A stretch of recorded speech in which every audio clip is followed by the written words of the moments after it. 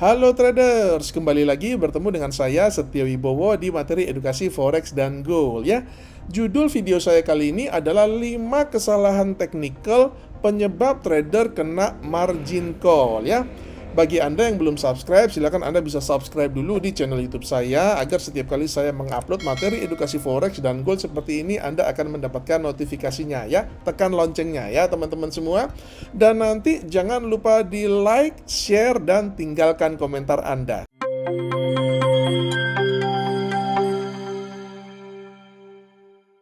Kita langsung saja ke kesalahan yang pertama ya teman-teman, yaitu buy di resistance dan sell di support.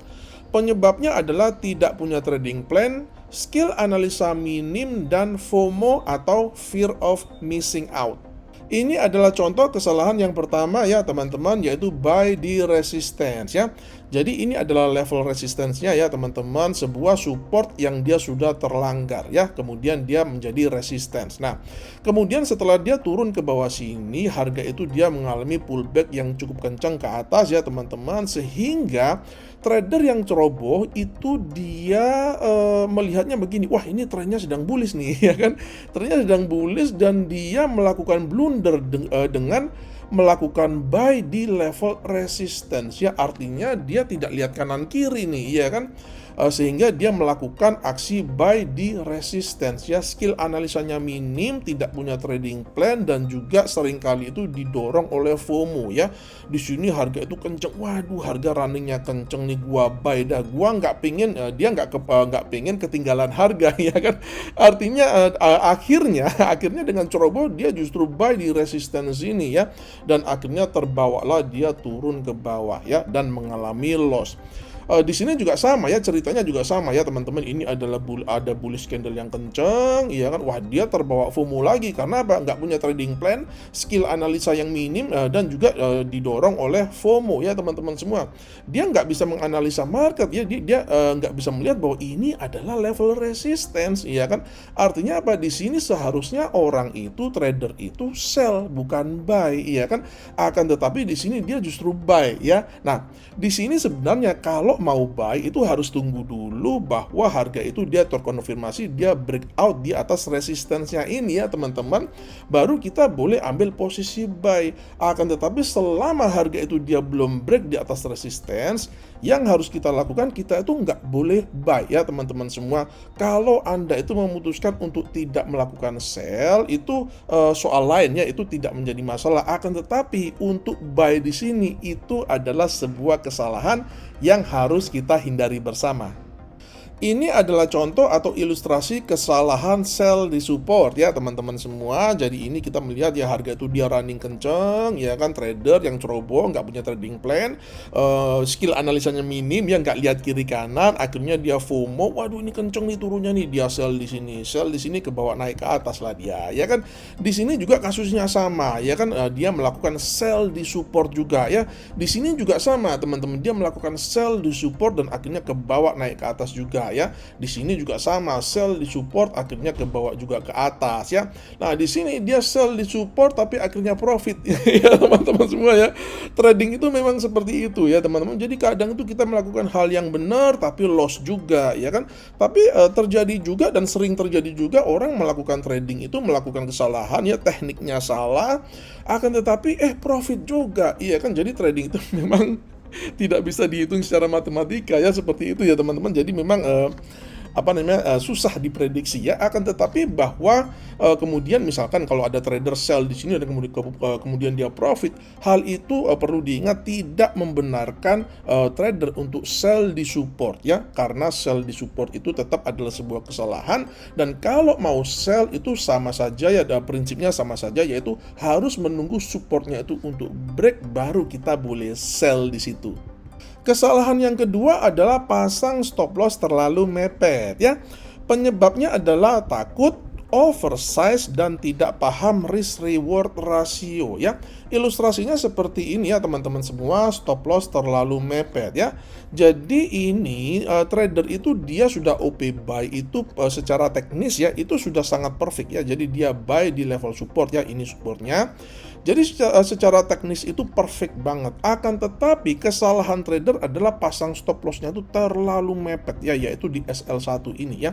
Jadi ketika market itu whipsaw ya, sedikit begini, sedikit turun di bawah level OP-nya ini ya, langsung SL-nya kesamber ya. SL-nya kesamber, dan setelah SL-nya kesamber itu harga naik ke atas ya. Dan ini sakitnya tuh di sini ya kan, rasanya nggak enak banget ya. Waduh, SL baru kesamber, harga naik sesuai prediksi ya kan. Jadi teman-teman, sekali lagi, pasang stop loss itu jangan terlalu mepet ya. Idealnya itu stop loss harus diletakkan di sekitar SL2 ini ya teman-teman, yaitu yang dua garis berwarna biru ini ya. Supaya apa? Supaya market itu banyak whipsaw ya. Jadi jangan letakkan SL itu terlalu mepet ya teman-teman semua. Saya adalah pengalaman saya ya teman-teman, saya sering kali terselamatkan karena apa? Karena saya pasang stop loss itu nggak terlalu mepet-mepet banget ya. Dan memang sih kalau namanya stop loss udah waktunya kena ya, belum rezeki ya pasti akan kena aja ya teman-teman semua. Akan tetapi ini kan logis ya teman-teman, ini logis karena market itu banyak whipsaw-nya. Jangan pasang stop loss itu yang terlalu mepet ya. Kita bisa pasang stop loss yang pipsnya itu agak besar, tapi dengan catatan TP-nya itu pipsnya target price-nya itu secara risk reward ratio juga harus minimal 1:1 ya. Jadi kalau stop loss-nya 100 pips, maka TP-nya juga harus minimal 100 pips, tidak boleh kurang tapi boleh lebih.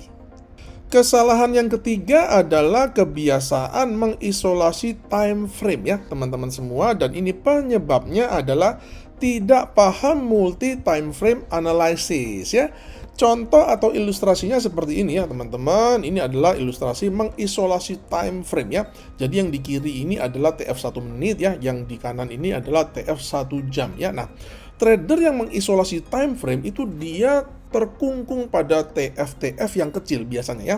Jadi ini adalah TF 1 menit. Nah, pada TF 1 menit ini teman-teman, kita melihat harganya itu bearish ya kan. Dan karena harganya itu bearish, yang ada di otaknya trader adalah dia akan melakukan sell ya kan. Akan tetapi dia lupa kalau dia lihat ke TF yang lebih besar, dia pindah ke TF yang lebih besar pada TF 1 jam ya kan. Pergerakan turun yang di TF 1 menit ini ternyata hanyalah pergerakan koreksi di TF 1 jam ya kan. Oleh karena itu, kalau trader itu dia mengikuti mengisolasi ya. Jadi kalau trader itu dia mengisolasi diri pada TF 1 menit ini, dia nggak lihat kanan kiri, artinya dia tidak melihat ke TF yang lebih besar. Di sini dia melakukan open posisi apa? Open posisi sell ya kan. Sedangkan dalam konteks time frame yang lebih besar ya, dalam konteks multi time frame analysis itu tadi, seharusnya kondisi koreksi itu justru harus dianggap sebagai suatu kondisi di mana trader itu harus siap-siap ancang-ancang untuk melakukan open posisi apa? Open posisi buy ya kan, karena pada TF yang lebih besar ini trennya justru sedang bullish ya. Artinya apa? Kalau trader itu mengisolasi time frame di time frame yang kecil, artinya dia sedang trading melawan tren. Kesalahan yang keempat adalah buy oversold dan sell overbought ya teman-teman. Jadi ini banyak sekali trader asal oversold dia buy, asal overbought dia sell ya. Ini adalah sebuah kesalahan yang penyebabnya itu adalah tidak paham tren dan siklus market ya. Ilustrasi atau contohnya seperti ini ya teman-teman semua, buy oversold dan sell overbought ya. Jadi ini trennya sedang bearish ya kan, trennya sedang bearish. Maka kalau trennya bearish, kalau kita itu sell ketika oskilatornya ini ada di area overbought, itu adalah tindakan yang benar ya kan. Karena apa? Karena trennya sedang bearish. Akan tetapi kalau trennya itu sedang bearish seperti ini dan ketika oskilatornya itu dia ada di wilayah oversold dan kita buy, maka kita akan sering mengalami kerugian. Kenapa? Karena kita tidak lihat konteks ya, kita tidak lihat kanan kiri, asal oversold kita hajar buy aja ya kan. Kita nggak lihat tren, padahal trennya itu sedang bearish. Kalau trennya sedang bearish, oversold kita jangan buy ya kan. Kalau trennya itu sedang bearish, kita boleh sell di area overbought. Karena Kenapa? Karena ketika trennya bearish kita hanya mau sell ya, seperti itu ya teman-teman semua. Jadi sekali lagi jangan melakukan kesalahan ini, asal oversold buy, asal overbought sell ya, tidak seperti itu. Kita harus lihat konteksnya, kita harus lihat trennya. Kalau trennya bearish kita boleh sell ketika overbought ya, akan tetapi kita nggak boleh buy ketika dia oversold. Sebaliknya ketika trennya itu sedang bullish, kita tidak boleh sell ketika oskilatornya itu ada di area overbought, tapi kita boleh buy ketika oskilator ada di wilayah oversold. Kesalahan teknikal yang kelima atau yang terakhir dalam video ini adalah terlalu banyak pasang indikator ya teman-teman semua. Jadi ini penyebabnya adalah trader itu mencari kesempurnaannya, mencari holy grail, which is sesuatu yang tidak akan pernah ada ya teman-teman semua. Jadi terlalu banyak pasang indikator. Ilustrasi adalah contohnya seperti ini ya teman-teman. Jadi di sini kita melihat ya, trader itu pasang apa aja ini. Ini ada fractals, ada parabolic SAR, ada apa di Ichimoku, ada apa namanya, ini juga ada alligator, dan di sini juga ada moving average ya kan. Jadi banyak banget gitu ya kan. Belum lagi ditambah dengan apa namanya oskilatornya ini ya kan, ada 3 ya, ada RSI, MACD dan stokastik ya kan. Bahkan mungkin saya pernah lihat yang lebih serem dari ini ya teman-teman semua. Lebih banyak dari ini maksudnya indikatornya ya. Jadi begini teman-teman, kalau kita menggunakan terlalu banyak indikator itu biasanya karena masing-masing indikator ini seringkali dia memberikan sinyal-sinyal yang kontradiktif ya. Jadi hasilnya itu adalah kita justru kesulitan mengambil keputusan ya, atau yang disebut dengan paralysis analysis ya. Dan kalau trader itu sudah terjebak dalam apa yang namanya analisis paralysis ini, maka hal itu akan mengganggu emosinya ya, akan mengganggu psikologinya. Waduh, gimana nih gue mau trading fractalsnya dia ngasih sinyal buy, akan tetapi kok oskilatornya RSI-nya kok dia lempeng-lempeng aja ya, atau dia malah memberikan sinyal sell, dan seperti itu dan seterusnya seperti itu ya. Jadi akhirnya trader itu dia menjadi putus asa ya, dia menjadi frustrasi sendiri karena terlalu banyak pasang indikator ya.